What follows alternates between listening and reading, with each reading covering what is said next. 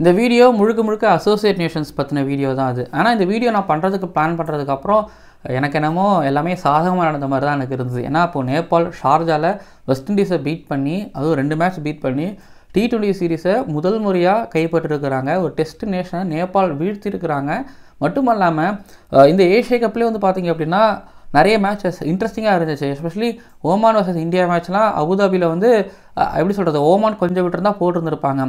இது போக வந்து பார்த்திங்க அப்படின்னா பாகிஸ்தான் இந்த ஏஷியா கப் 2023 ஃபைனலுக்கு வந்தவங்க, ஃபைனலிஸ்ட்டாக இருந்தவங்க, அவங்கள கொஞ்சம் பல்லு பிடிச்சி பார்த்தாங்க ஒரு யுஏஇயோ ஓமானோட பவுலிங்கோ. ஸோ இப்படி வந்து பார்த்திங்க அப்படின்னா அசோசியேட் நேஷன்ஸ் ரொம்ப நல்ல கிரிக்கெட் த்ரூ அவுட்டாக விளையாண்டுருக்கிறாங்க. இது வந்து பார்த்திங்க அப்படின்னா இந்த ஏஷியா கப்பில் மட்டும் இல்லை, த்ரூ அவுட்டாகவே அவங்க நல்ல கிரிக்கெட் ஆடிட்டு வந்துக்கிட்டு இருக்கிறாங்க. ஆனால் நம்ம கண்ணுக்கு வந்து பார்த்திங்க அப்படின்னா அது ஒரு நல்ல கிரிக்கெட்டாக தெரிய மாட்டேங்குது.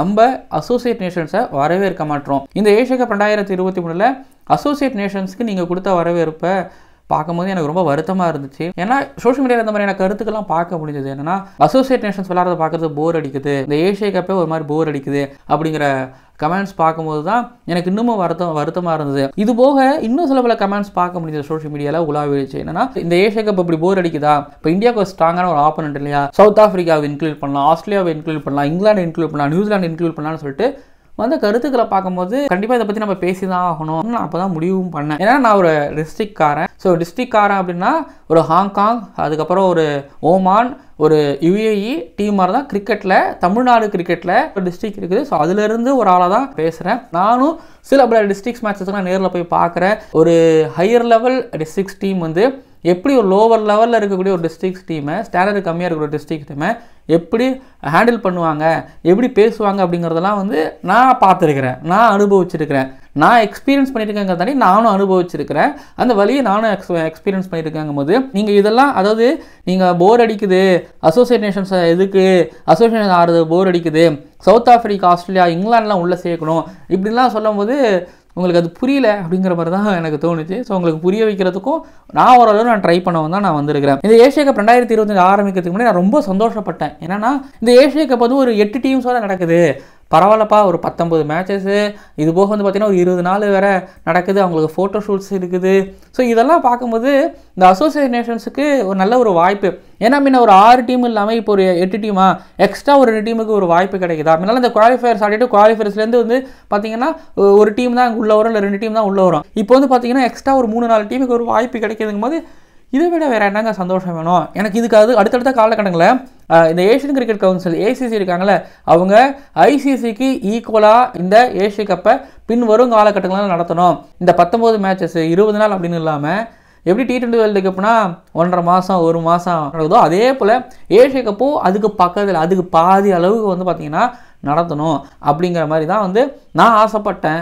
ஆனால் அப்படி ஒரு வேலை, அதான் சொல்கிறேங்க, ஒரு 20 நாள் இல்லாமல் 20 நாளோ இல்லை 30 நாளோ நடக்குது, டீம்ஸை வந்து இன்க்ரீஸ் பண்ணுறாங்க அப்படின்னா உங்ககிட்டேருந்து வரவேற்பு வச்சு தான் வந்து பார்த்திங்கன்னா அதோட சக்ஸஸ் அப்படிங்கிறது வந்து அமையும். ஆனால் நம்ம தான் அங்கே அசோசியேட் நேஷன்ஸை சப்போர்ட் பண்ண மாட்டாங்க. அவங்க விளையாண்டதான் போர் அடிக்குதுன்னு நம்ம சொல்கிறோமே. நம்ம தான் Afghanistan versus Hong Kong match, Hong Kong versus Bangladesh match, Pakistan versus Oman match, USA versus Oman match, Hong Kong versus Sri Lanka match, Pakistan versus UAE match, அதுக்கப்புறம் இந்தியா வர்சஸ் ஓமான் மேட்ச்சு. இந்த இதில் இருக்கக்கூடிய எந்த மேட்ச் நம்ம தான் பெருசாக பார்த்தது இல்லையே, அப்படி எப்படி நம்மளுக்கு தெரியும் அவங்க நல்லா விளையாடலாம் அப்படின்னு சொல்லிட்டு. ஸ்கோர் கார்டை பார்த்துட்டா மட்டும் இங்கே பாருங்கள், ஐபிஎல்ல நம்ம வந்து ஒரு மேட்சும் இம்பாக்ட் பிளேயரோட சேர்த்து நல்ல ஒரு சம்மரில் ரோடு விக்கெட்டில் வந்து நம்ம 200 190 220 சேஸு 240 சேஸு இதெல்லாம் நம்ம பார்த்துட்டு இவங்க விளையாடுற கிரிக்கெட் அப்படிங்கிறது நம்மளுக்கு பின்னாடி தான் இருக்கும். இப்போ டு பி ஹானஸ்டாக சொல்கிறேன், துபாய் எப்போவுமே வந்து பார்த்தீங்கன்னா T20க்கு சிறந்தது கிடையாது என்னை பொறுத்த வரைக்கும். யுஏஇங்கிறது வந்து ஒரு 50 ஓவர் கிரிக்கெட்டை வந்து இல்லை 50 ஓவர் கிரிக்கெட்டே அது உங்களுக்கு அதான் T20யும் ஸ்லோவாக்கி கொடுக்கும், ஓடியும் ஸ்லோவாக்கி கொடுக்குங்கிறது என்னோட தனிப்பட்ட கருத்து. இப்போ நீங்கள் பார்க்குற ஒரு T20 கிரிக்கெட் கொடுக்கணும்னா அது துபாய் கொடுக்குறது வாய்ப்பே கிடையாது. ஒரு இங்கிலாண்டோ இல்லைனா வந்து சவுத் ஆஃப்ரிக்காவில் சில வென்யூஸோ, இந்தியாவிலே இந்தியாவில் மேக்ஸிமம் ஆஃப் த வென்யூஸ் வந்து கொடுக்கும். ஆனால் துபாயில் நடத்துறது தான் வந்து என்னை பொறுத்த வரைக்கும் தப்பு. நீங்கள் நினச்சதுக்கான காரணமும் துபாயை தான் நான் சொல்லவும் செய்வேன். ஆனால் அதனால் வந்து பார்த்திங்க அப்படின்னா இப்போது 8 டீமாக இருக்கிறது 6 டீமாகவோ இல்லைனா இன்னும் 2-3 டீமை கட் பண்ணிவிட்டு இங்கிலாந்து ஆஸ்திரேலியாவெல்லாம் உள்ளே கொண்டு வந்தாங்கன்னா அது ரொம்ப வலி நிறைஞ்சதாக இருக்குங்க. பட் நான் உங்களுக்கு ஒன்று சொல்கிறேன் கேளுங்க. நான் சொன்னேன் த districts team lower level higher level teams. So அதில் நான் இருந்திருக்கேன் அப்படின்னு சொன்னேன்ல. இப்போது ஒன்று சொல்கிறேன் கேளுங்க. இப்போது எஸ்எஸ் ராஜன் ட்ரோஃபி நடக்கும். தமிழ்நாட்டுக்குள்ளே இருக்கிற டிஸ்ட்ரிக்ஸுக்குள்ளே T20 டோர்னமெண்ட் ஒன்று கண்டக்ட் பண்ணுவாங்க. ஸோ அப்போது டிஸ்ட்ரிக்ஸும் மோதுவாங்களா? அதில் வந்து பார்த்திங்க அப்படின்னா அரியலூர் வந்து ஒரு தடவை ஸ்ட்ராங்கான ஒரு செங்கல்பட்டு டீமை பீட் பண்ணிட்டாங்க. அந்த செங்கல்பட்டு டீமில் வந்து பார்த்திங்க அப்படின்னா நிறைய டிஎன்பிஎல் பிளேயர்ஸ் இருப்பாங்க. சென்னையில் இருக்கிற சிட்டி லீக் பசங்க எல்லாருமே இருப்பாங்க. அவங்க வேறு மாதிரியான கிரிக்கெட்டர்ஸ் லைக் இந்தியன் டீம் மாதிரி ஒரு மும்பை இந்தியன்ஸ் டீம் மாதிரியான ஒரு டீமு, ஒரு ப்ரொஃபஷனல் கிரிக்கெட்டர்ஸ், ஒரு சென்னை சூப்பர் கிங்ஸ் மாதிரியான பிளேயர்ஸ்லாம் அங்கே இருப்பாங்க. ஸோ அவங்கள வந்து பார்த்திங்க அப்படின்னா அரியலூர் டிஸ்ட்ரிக்ட் பீட் பண்ணதுக்கு அப்புறம் வந்து பார்த்திங்க அப்படின்னா பீட் பண்ணி ஒரு 2-3 வருஷம் ஆச்சு. இப்போ வரைக்கும் வந்து அந்த விக்டரியை பேசிக்கிட்டு சிலாகிச்சுட்டு இருந்துக்கிட்டு இருக்கிறாங்கிறது ஒரு பக்கம். இன்னொரு விஷயம் என்னென்னா வந்து பார்த்திங்க அப்படின்னா திருவள்ளூருக்கு அகேன்ஸ்டாக அரியலூரில் வந்து பார்த்திங்கன்னா ராஜராஜன் ஒரு கிரிக்கெட்டர் 90 ரன் மேலே அதில் வந்து ஒரு 10 6 அடிச்சிருந்தாப்புல. இப்போ வரைக்கும் வந்து பார்த்திங்க அப்படின்னா ராஜராஜன் அடித்த அந்த 90 சிலாகச்சு பேசுகிறதுங்கிறத தாண்டி ராஜராஜனுக்கு அதுக்கப்புறம் வந்து பார்த்திங்க அப்படின்னா நிறைய டிஎன்பிஎல் ட்ரையல்ஸு, நிறைய கால்ஸு, அதை வச்சு வந்து பார்த்திங்கன்னா அவனுக்கு அடுத்தடுத்த வாய்ப்பு அப்படிங்கிறது வந்துச்சு. செங்கல்பட்டுக்கு அகேன்ஸ்டாக வந்து பார்த்திங்க அப்படின்னா அரியலூர் இருக்கிற ஆஸ்பினரான கண்ணை அந்த அண்ணன் வந்து அன்றைக்கி நல்லா போட்டார். செங்கல்பட்டு ஜெயிக்கிறதுக்கு அவரும் ஒரு காரணம். இப்போ வரைக்கும் நான் செங்கல்பட்டு அகேன்ஸ்டாக எப்படி போட்டேன் தெரியுமான்னு. ஸோ அவர் அதை பற்றி சிலாகிச்சு பேசிகிட்டு இருப்பார். ஸோ இதன் மூலமாக வந்து பார்த்திங்க அப்படின்னா எனக்கு ஒரு கான்ஃபிடென்ட் ஒன்று கிடச்சிச்சு. என்னென்னா அரியலூர் டீம் வந்து நீங்கள் நினைக்கிற அளவுக்கு ஸ்டாண்டர்ட் கம்மியான டீம் கிடையாது, நீங்கள் ரேட் பண்ணுற மாதிரியான ஒரு டீம் கிடையாது. இவங்க நல்ல டீமு. இவங்களால வந்து இப்போது இந்தியாவுக்கு அகேன்ஸ்டாக ஓமான் ரொம்ப நல்லா விளையாண்டாங்க, சூப்பராக விளையாண்டாங்க. என்ன சொல்கிறது, இந்த ஹார்ட் ஜெயிச்சிட்டாங்கன்னு அந்த அனுதாப ஓட்டுலாம் சொல்லலை. நான் அப்போ ரிவ்யூவிலே சொல்லியிருந்தேன், அவங்க வந்து ஜெயிச்சிட்டாங்க. அவங்க பிளான் பண்ணி வந்தாங்க, எக்ஸிக்யூஷன் சரியாக இருந்தது. அதை எக்ஸிக்யூட் பண்ண விதத்திலே ஜெயிச்சிட்டாங்க. எங்கேயும் பாடி லாங்குவேஜ் அவங்களுக்கு சோறலை. பட் இதே மாதிரியான எக்ஸிக்யூஷன், இதே மாதிரியான ஒரு பாடி லாங்குவேஜ் இருந்தால் இப்போது அடுத்து நடக்க போகிற ஈஸ்ட் ஏஷியாவோட ICC T20 world cup qualifiers 2026 இவங்க டாப் டீமாக இருப்பாங்க. இப்போ இவங்களை பார்த்து மற்ற டீம்ஸ்க்கு ஒரு பயம் இருக்கும். பொதுவாக ஏஷியாவில் வந்து பார்த்திங்க அப்படின்னா இந்த டெஸ்டினேஷன்ஸ் அப்படிங்கிறத தாண்டி இந்த UAE, நேபாள், இவங்க அதில் ஓமான் வந்து இந்தியா கிட்ட ஆனதை பார்க்கும்போது ஓமானையும் கொஞ்சம் பார்ப்பாங்க. ஏன்னா ஓமானில் வந்து பார்த்திங்கன்னா நிறைய பிரச்சனை, சம்பள பாக்கி பிரச்சனை வந்து T20 world cup 2024 case. So அதுக்கப்புறம் எப்படி இந்த யங்ஸ்டர்ஸ்லாம் பண்ணுவாங்கன்னு பார்க்கும்போது நல்லா பண்ணியிருக்கிறாங்க. சூரியகுமார் அதுவுமே அதான் சொன்னார், இவங்க ரெடி ஆகிட்டு இருக்கிறாங்க T20 வேர்ல்டு கப் குவாலிஃபயர்ஸுக்குன்னு. அங்கே இருக்கக்கூடிய ஒரு ஸ்டாஃப் சொன்னோடனே இவர் என்ன சொன்னார்னா, ரெடி ஆகிட்டு இருக்காங்கன்னு சொல்லாதீங்க, இவங்க இந்த T20 வேர்ல்டு கப் குவாலிஃபயர்ஸுக்கு ரெடி ஆகிட்டாங்க அப்படின்னு சொல்லுங்கள் சொன்னார். ஏன்னா அவங்களுக்கு கிரிக்கெட் அப்படிங்கிறது இருந்துச்சு. ஸோ இந்த மாதிரி வந்து பார்த்திங்க அப்படின்னா இந்த லோவர் லெவல்ஸ் டீம்ஸ் வந்து இந்த ஹையர் லெவல்ஸ் டீமு கூட விளையாடும்போது இந்த மாதிரியான மேஜிக்ஸ் நடக்கும், இந்த மாதிரியான கான்ஃபிடன்ஸ் கிடைக்கும், இந்த மாதிரியான நாக்ஸ், இந்த மாதிரியான பெர்ஃபார்மன்ஸ். இதுதான் வந்து பார்த்திங்க அப்படின்னா கீழே இருக்கிற டீம் கீழே இல்லாமல் மேலே போவாங்க. அவங்களும் ஒரு ஜெயண்ட் ஆவாங்க, அவங்களும் ஒரு டெஸ்டினேஷன் ஆவாங்க. இப்போயாவது இல்லை பரவாயில்லைங்கிறத தாண்டி அப்போ ஒரு டீம் இருந்தாங்க, அந்த டீமுக்கு இப்பயும் நீங்கள் சப்போர்ட் பண்ணிட்டு இருக்கீங்க. அவங்க 2024 T20 வேர்ல்டு கப் செமிஃபைனலுக்கு போனப்போ வந்து பார்த்திங்க அப்படின்னா சந்தோஷப்பட்டவங்களில் நிறைய பேரில் நீங்களும் ஒருத்தவங்க. அவங்க ஆஸ்திரேலியாவை ஜெயிக்கும் போதும் சரி, அவங்க நியூசிலாண்டை ஜெயிக்கும் போதும் சரி, அவங்க ODI வேர்ல்டு கப் 2023 விளையாடும் போதும் சரி, இல்லை வெளியில் வரும்போதும் சரி, ஏஷியா கப் 2023 அவங்க வந்து ஃபைட் பண்ணி தோக்கும் போதும் சரி வருத்தப்பட்டது நீங்கள் தான். ஆப்கானிஸ்தான் அப்போது ஒரு மாதிரி டாப் டீமாக T20 வராங்க. ஆப்கானிஸ்தானில் நிறைய பிளேயர்ஸ் வெளியில் போயிட்டு நிறைய ஃப்ரான்ச்சைஸ் லீக் வேர்ல்டு வைட் ஆடுறாங்க. நம்பர் 1 ஸ்பின்னராக, நம்பர் 1 T20 பவுலராக ரஷித் கான் இருக்காருன்னா அதுக்கெல்லாம் காரணம் அவங்கெல்லாம் ஒரு பெரிய டீம் கூட ஆடுறதுனால தான் இந்த மாதிரி விஷயம் நடக்குது. ஒன்று கான்ஃபிடன்ஸ் பில்ட் ஆகும், இல்லை சோர்ந்து போய் கீழே விழுவாங்க. சோர்ந்து போய் கீழே விழாமல் அதிலிருந்து கற்றுக்கிட்டு மேலே வர்றது தானே படிப்பினை. ஸோ அதுதான் வந்து பார்த்திங்கன்னா அந்த இடத்துல அது உருவாகுது. இங்கே பாருங்கள், ஏஷியன் டீம்ஸ் சீரியஸ்லி சொல்கிறேன் ரொம்ப லக்கியானவங்க. ஏஷியன் கிரிக்கெட் கவுன்சில் மாதிரி எனக்கு வேறு யாரும் இந்த அளவுக்கு பாருங்கள். ஆஃப்ரிக்காலையும் வந்து பார்த்திங்கன்னா பேர்ல் ஆஃப் ஆஃப்ரிக்கா அப்படின்னு சொல்லிட்டு வந்து பார்த்திங்கன்னா ஆஃப்ரிக்கன் டீம்ஸ் எல்லாமே சேர்ந்து ஆடுவாங்க. இப்போ தான்சானியா, கென்யா, உகாண்டா, ஜிம்பாப்வே, அதுக்கப்புறம் நமீபியா, இவங்க எல்லாமே வந்து பார்த்திங்க அப்படின்னா அந்த பேர்ல்ஸ் ஆஃப் ஆஃப்ரிக்காவில் ஆடுறாங்க. இது போக வந்து பார்த்திங்க அப்படின்னா ஏஷியாவிலேருந்து சில டீம்ஸ் போகிறாங்க. இப்போ ஓமான் ஆடி இருக்கிறாங்க, இது போக ஹாங்காங்கும் அங்கே போய் ஆடி இருக்காங்க. ஸோ இவங்க எல்லாமே ஆஃப்ரிக்காவுக்கு போய் ஆடுவாங்க. இப்போ யூரோப்லேயும் வந்து பார்த்திங்க அப்படின்னா அங்கேயும் குவாலிஃபயர்ஸ் இல்லை, இண்டிவிஜுவலாகவே. இப்போ ஏஷியா கப் மாதிரி அங்கே யூரோ கப்பும் அங்கே நடக்குது, அமெரிக்காஸில் நடக்குது இல்லை. ஈஸ்ட் ஏஷியா பசிபிக், அதாவது இந்த ஆஸ்திரேலியா, நியூசிலாந்து மாதிரியான அவங்க சுற்றி இருக்கக்கூடிய தீவுகளையும் பெருசாக அந்த மாதிரி நடக்கிறது கிடையாது. ஆனால் ஆஃப்ரிக்கா கண்டக்ட் பண்ணுறாங்க, யூரோப் இந்த மாதிரி கண்டக்ட் பண்ணுறாங்க, ஏஷியா கண்டக்ட் பண்ணுறாங்க. ஆனால் இதில் ஏஷியன் கிரிக்கெட் கவுன்சில் நடத்துகிற ஏஷியா கப்புக்கும் அப்புறம் பேர்ல்ஸ் ஆஃப் ஆஃப்ரிக்காவுக்கும் யூரோப் கப்புக்கும் இருக்கக்கூடிய வித்தியாசம் என்ன அப்படின்னா, டெஸ்டினேஷன்ஸ் எதுவும் இந்த பேர்ல்ஸ் ஆஃப் ஆஃப்ரிக்காலையும் யூரோப் கப்லையும் விளையாடுறது கிடையாது. ஆனால் ஏஷியா கப்பில் விளையாடுறாங்க அப்படின்னா ஆஃப்ரிக்கா, யூரோப்பில் இருக்கக்கூடிய நாடுகளை தாண்டி, அதாவது கிரிக்கெட் டீம்ஸ் இருக்காங்களே அவங்கள தாண்டி இங்கே ஏஷியாவில் இருக்கக்கூடியவங்க கொடுத்து வச்சவங்களா நான் பார்க்குறேன். இன்னொன்று சொல்லிக்கிறேன், ஏஷியாலேயும் வந்து பார்த்தீங்கன்னா அந்த கல்ஃப் T20 நடக்குது. ஸோ இதில் வந்து பார்த்தீங்க அப்படின்னா உங்களுக்கு Malaysia, Singapore, Qatar, Nepal, Oman, UAE, இந்த ஏஷியாவில் இருக்கக்கூடிய இந்த கல்ஃப் நேஷன்ஸ், இந்த மிடில் ஈஸ்ட் டீம்ஸ்லாம் அதில் வந்து விளையாடுவாங்க. பட் அதில் இந்தியா விளையாடுறது கிடையாது. பட் ஆனால் ஏஷியா கிரிக்கெட் கவுன்சில் வந்து பார்த்தீங்க அப்படின்னா ரெவன்யூக்காகவும் அண்ட் மற்ற டீம்ஸ் மேலே வரணுங்கிறதுக்காகவும் செய்யப்பட்ட ஒரு டோர்னமெண்ட்டாக இதை நான் பார்க்குறேன். அண்ட் ஏஷியன் கிரிக்கெட் கவுன்சிலுக்கு கீழே இருக்கக்கூடிய டீம்ஸ்லாம் என்னை பொறுத்த வரைக்கும் கொடுத்து வச்சாங்க. அவங்களுக்கு இப்படி ஒரு ஆப்பர்ச்சுனிட்டி கிடைக்குது. இல்லைனா வந்து பார்த்தீங்க அப்படின்னா, ஆனால் ICCயும் சும்மா கிடையாது. அவங்க வந்து டிவிஷனாக பிரித்து ஒன்றும் இல்லை. இப்போ கூட வந்து பார்த்தீங்க அப்படின்னா Asia East Asia Champions Trophy நடந்துச்சு. அதில் வந்து இந்த சாமோ, அப்புறம் இந்தோனேஷியா, மால்டீவ்ஸு, ஹாங்காங்கு, அப்புறம் ஓமான், இந்த ஏஷியன் டீம்ஸ் எல்லாமே சேர்ந்து பார்த்திங்கன்னா அதில் ஆடி இருக்கிறாங்க. அதுக்கப்புறம் வந்து பார்த்திங்கன்னா இந்த மாதிரி டிவிஷனாக பிரித்து ட்ரை சீரிஸ் நடத்துகிறாங்க. அதுக்கப்புறம் சூப்பர் லீக் மூலமாக வந்து பார்த்திங்க அப்படின்னா நிறைய டூர்ஸ் அரேஞ்ச் பண்ணுறது. அப்புறம் இதில் ஒரு பாயிண்ட் நான் திணிக்கிறேன்னு கூட நீங்கள் நினச்சிக்கோங்க.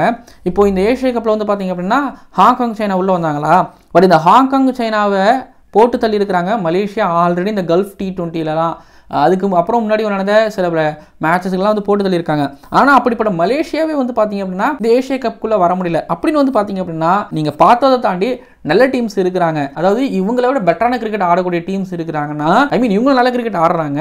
ஸோ நீங்கள் இன்னும் பார்க்க வேண்டியது நிறைய இருக்குது அப்படிங்கிறத நான் சொல்ல வரேன். அப்புறம் இன்னொன்று சொல்கிறேன், நான் டிஸ்ட்ரிக்ட்லேருந்து வரேன் அப்படிங்கிறதுனால எனக்கு இது நான் எக்ஸ்பீரியன்ஸ் பண்ணியிருக்கேங்கிறத தாண்டி அந்த வழியை நான் அனுபவிச்சிருக்கேங்கிறதுனால நீங்கள் அசோசியேட் நேஷன்ஸ் இல்லை வேணாம் அப்படின்னு சொல்லும் போதெல்லாமே கொஞ்சம் ஒரு மாதிரி சங்கடமாகவே இருக்கும்.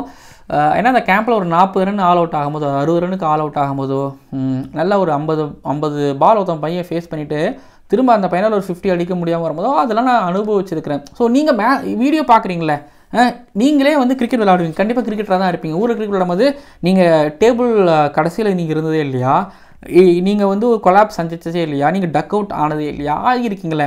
உங்கள் மேலே உங்களுக்கு வந்து ஒரு பரிவு வருங்கிறத தாண்டி ஒரு சப்போர்ட் பண்ணணும், யாராவது நம்மளுக்கு ஒரு சப்போர்ட் கிடைக்காதா அப்படின்னு ஏங்கினவங்களாக இருப்பீங்களே. அப்போ அதான் சொல்கிறேன், ஃபஸ்ட் ஏஷியா கப் போர் அடிச்சது நீங்கள். ஆனால் இந்தியா பாகிஸ்தான் ஃபைனல் யோசிச்சு பாருங்களேன், ஒன் சைடடாக இருக்கும்னு சொன்னீங்க. ஏஷியா கப்பும் நல்ல விதமாக முடிஞ்சிச்சு, ஏஷியா கப் ஃபைனலும் சூப்பராக இருந்துச்சு, பாகிஸ்தானை நல்லா விளையாண்டாங்க. இப்போ இந்தியா மட்டும் உங்களுக்கு ஸ்ட்ராங்காக தெரியலாம், ஓகேங்களா, இந்த ஏஷியா கப் 2025.